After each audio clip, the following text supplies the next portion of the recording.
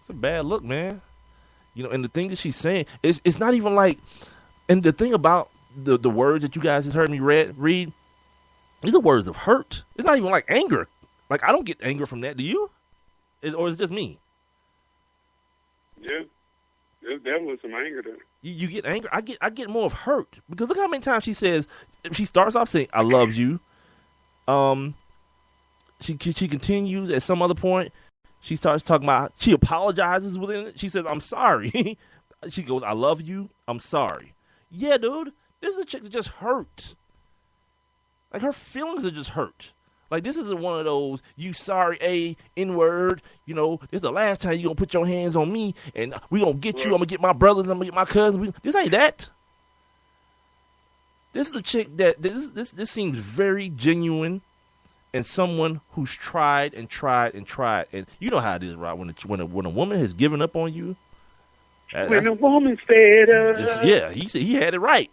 You know. When that happens, it ain't nothing you can do about it. You're in a bad way, cuz.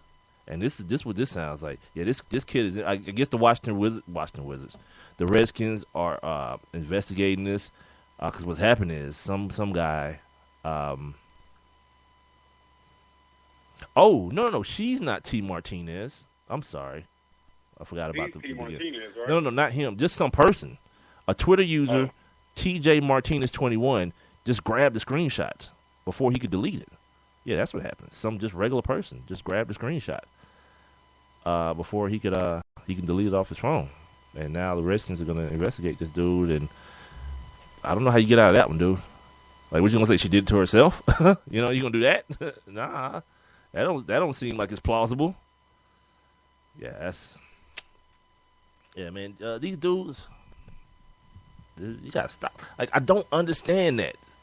Like, I don't understand that part of it. Like, the way I'm gonna show my manhood is to beat you up. I don't know, dude. Maybe someone can explain it to me, and I doubt it. But maybe someone can explain it to me in a way I can understand. But it's gonna be tough. It's gonna be tough. Because I don't understand it at all, man. And because here's the other thing, you know, just on the superficial part of it, like, why you want to ugly your woman up? Like, I don't want to do that. Yeah. I like my woman being fine. And like I said, just a pretty girl. Like, why you want to do that to her? I mean, maybe some dudes do, because, like, insecurities, I guess. I don't know. I don't even want to get into. So now he won't. No other man wants you. Yeah. Girl. I don't even want to get into the point where it sounds like even remotely like I'm trying to find an excuse for this dude, because this is ridiculous. Yeah, that kind of blew my high a little bit there, dog. But just to bring you back, and to bring you back too, Rob. So apparently, Brittany Griner's girlfriend is pregnant, or not girlfriend. Sorry, dude, wife. Yeah, her wife is pregnant, and the by who? See, and that's the a-hole part about the article, dude. Because they just kind of just left it hanging, dude. Like, yeah, we're expecting, but wait, allegedly, you're both women. Nah, not allegedly. Oh, they might have went and got the, as the old folks say, the turkey baseball. Yeah, you know? Yeah, obviously. Yeah. But why do you do that? Like, why do you write the article and just leave it there? You know what I mean? Just for you to think about it, about it, so everybody, they're like that, let it marinate. Right. Why you just, okay, Here it is. I found it. All right. WNBA stars Brittany Griner and Glory Johnson have gone through a roller coaster ride of sorts in the last few weeks. We told you about that in April when they got into a little fight, and I think Brittany Griner's sister, or maybe Glory's sister, called the police because she thought it was getting out of hand. They got arrested, and subsequently they had to take classes, and I think like the next week they got married. Actually, Here's the other thing. Here's one thing before we continue with this story, because there is a little bit of history that we didn't actually talk about, and I had it on my notes to the point where I just took it off. They ended up getting a 7-game suspension from the WNBA, and it was so funny. Not funny like ha-ha, but peculiar, because I wanted to kind of see if there was going to be any type of if anybody had anything to say about it being 7 games, whether it be enough or too little, because they play. Well, some articles. I saw some articles about it. Like which one, on which side, or both sides? They said that I guess she's the president of the WNBA, that she got it right with the 7-game suspension. That was a couple of the articles that I saw. Okay. Applauding her for suspending them for 7 games. Okay. So they're gonna miss. They play 34 games, so that's roughly what, 7 times 6? They'll play 28 games. They'll play like 28 games, right? Right, but I'm trying to do the percentage wise here. Well, that's a quarter. That's a quarter, right? Hold on. Nah, hell no. You said they 7 play times 4 is 28. How many did they play? They play 35 They games. play? Oh, 35. So 7 times, so a fifth of their That's games. 5. Yeah. They'll miss a fifth of their games roughly. Okay. And and by the way, Rob talks about the people talking about the president got it right. Well, the WNBA PA, the Players Association, is saying it's too many games. That it's unfair for her to get 7 games. Which, but it should be, I mean, what happens, is there a rule in the NBA right now? Domestic violence? in the WNBA? I mean, in the NBA. I would assume so. After all the Ray Rice stuff, I would assume they made some sort of amendments to whatever the policy was.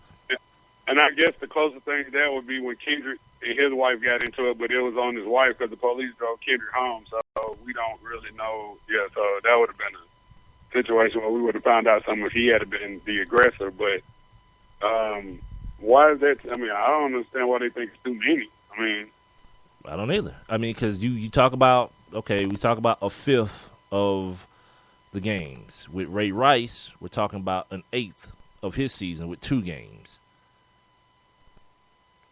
So is that the mark we're talking about? Is that the acceptable mark? Because I've been trying to figure it out since then. Or are we giving it a lesser of a standard because we're talking about females? Where are we at? Like I say, I think it need to be fair across the board. Period. It just, I mean, whatever you go and do, it need to be fair across the board. And again, I don't feel like 7 games is too many. I mean, this is a major thing now. So is it enough? You know, this whole domestic violence enough? thing. I mean, what? Again, I don't even, because there is no rule. I don't know what enough is. That's my point. Let me tell you, I probably would have said 10. That's why. That's why I said I don't live in that world of fair and unfair. I just asked the question because the people who do feel as though they have these answers, like that's too much, that's not enough, she got it just right. Tell me why. Yeah, I mean, but then you see the news just came out that the owner of the Broncos, his son got arrested for his second domestic violence. Got his second domestic violence charge, and he's like his pops suspended him indefinitely from the team. Like, you can't come around here. Yeah, I mean, because they've jumped off that platform. They've jumped, and now there's no guarantee that they'll be caught. As far as the NFL, I mean, like the proper way to handle it to me was if you gave Ray Rice two games, stand on your 2 games, because now everything henceforth will be compared to that, and everybody is going to go like no one's going. The thing about it is, because we're talking about domestic violence, we're talking about people putting their hands on women, no one is going to ever do the whole, that's just too much. No one's going to ever want to be perceived as being on the side of the abuser. You feel what I'm saying? Whether it be a right opinion or the wrong opinion, no one's going to ever want to be perceived as being defending a woman abuser. So if you give a dude an indefinite suspension, if you give Greg Hardy last year and 10 more games, which would equal 25, no one's going to say that's too much, even if they believe it's too much. They're not going to say it, because then it becomes, so what you think it's okay to beat women? Yeah, that's exactly what I'm saying, dumbass. Like, because no one can compartmentalize anything anymore. Everything just gets milled into this one ball of sticky, stupid wax, and no one can take 2 things and look at them independent of one another. So I look at the Brittany Griner situation and I say, okay, what are we talking about? 7 games, a fifth of the season.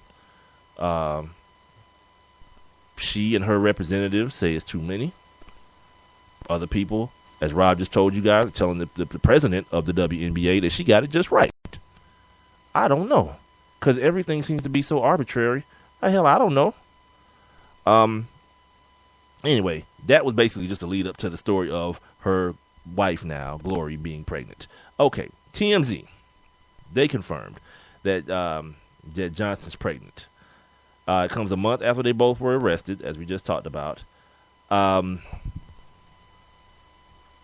rest of this thing talks about the rest of the article talks about the suspension, but doesn't really get into the details of how this whole pregnancy. And by the way, I guess this partly gets an answer to one of my questions when it comes to like lesbian weddings. At least this one, that there is actually a male sort of gets character and a female character, and apparently the Glory woman is the female character. She wore the dress at the wedding. Griner wore the suit or the tux or whatever. So I guess as far as traditional roles go, they were separate. They had the male figure, I guess, or the masculine figure, I guess I say it that way, and the more feminine figure. And the more feminine one is now the one carrying their first child. So that's been answered. At least in that situation. I'm going to assume that there are situations where both women are either wearing the suits or both women are wearing the dress as well. But in this situation, I think it's been pretty clearly defined as to what role each person has taken. But the article doesn't tell you that it was in vitro or if Brittany may have let some dude bang her old lady. I don't know. They may have one of those those cool male friends that you know what, Jim, you got good genes. How'd you like to put some over here in Glory? I don't know. Yeah, because that's just how it go down. I don't have friends like that. Well, yeah, I don't have friends like that, and even if I did, it'd probably cause some issues at the crib anyway if I did. So good for me. I'm patting myself on the back for not having those type of relationships. All right, as we move on from one Brittany Griner, what else do we have here? I'm just kind of jumping around now. Oh, did you see this thing about Allen Iverson today? And I actually meant to ask you about this a couple of weeks ago about the Allen Iverson documentary. Did you see that on Showtime? No, I didn't. I didn't see it. It was on, but I was on my way out the door, so no, I didn't. Yeah, I caught like bits and pieces of it. I did learn something though. Okay, actually reverse this thing. Today, a story on Allen Iverson came out that the most notorious rant in probably the history of sports. The practice, we talking about practice situation. The story came out, and I don't know why. Like, I'm at the point now, it's just like leave Allen Iverson alone. Just like walk away. You know what I mean? There's nothing to see here. But today the story came out that apparently someone said how many ever years ago that was, he was drunk during the press conference. Okay, cool, fine, whatever. It was so long ago, I don't know why anyone would care. The only reason I'm bringing it up, and I'm bringing it up in the light of the documentary that I just spoke of, because I didn't see it either, the whole thing. I saw pieces of it. And didn't get a chance to see the whole thing. But the part I did see was the part about this particular incident. And Scoop Jackson was a part of the NBA. I guess he's an NBA analyst. I don't know for who right now, but people who follow the NBA know Scoop Jackson. But he's a part of this documentary. And he points out that the thing that people don't know about that rant, the backstory to that rant is, because we continuously hear that clip. That how many ever second clip that is of him saying practice. We talking about practice? Come on, man. We talking about practice. That whole thing there. Mm-hmm. Well, the reality was that dude had just lost his best friend. His best friend had just died.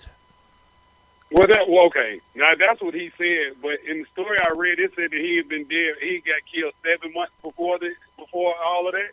See, they said in the thing it was like a week or something like that. It was a week before he just lost his best friend. Yeah, 7 days. Okay, well the article I saw might have misquoted and said 7 months, and it should have been 7 days. I guess. Yeah, it said something like a week beforehand. He just lost his best friend, and his point was not that practice ain't important, but that life happens. We talking about practice. Right. Right. Like the stuff I'm going through in my life, and we're talking about practice. And